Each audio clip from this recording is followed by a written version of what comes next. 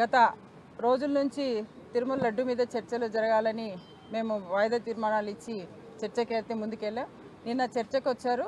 చర్చ సగంలోనే ఇచ్చేసుకుంటూ ప్రతిసారి కూడా మా సభ్యులకు అడ్డుపడుతూనే వచ్చారు. చర్చను కూడా పూర్తి స్థాయిలో వాళ్ళు కొనసాగలేదు. ఎందుకంటే ఏదైతే వాళ్ళ చేసిన కుట్రలు బయటపడతాయని ఒక భయానికి ప్రతిసారి కూడా మా సభ్యులు ఎవిడెన్స్తో సహా ఈరోజు నిన్న హౌస్ ముందు ప్రజల ముందు పెడితే వాళ్ళు ప్రతిసారి కూడా అడ్డుకునే పరిస్థితి. అంటే ఎందుకంటే ఈరోజు ఏవైతే వాళ్ళు కుట్రలు చేశారో, ఏవైతే మోసం చేశారో, ఏవైతే అవాస్తవాలు మాట్లాడారో అవన్నీ కూడా బయటికి వస్తాయని ఒక ఆలోచనతోనే నిన్న అడుగునా కూడా అడ్డుపడిన పరిస్థితి రాష్ట్ర ప్రజలందరూ గమనించారు. అయితే ఈరోజు కూడా లడ్డు మీద వాళ్ళు రిప్లై ఇవ్వడానికి వచ్చారు.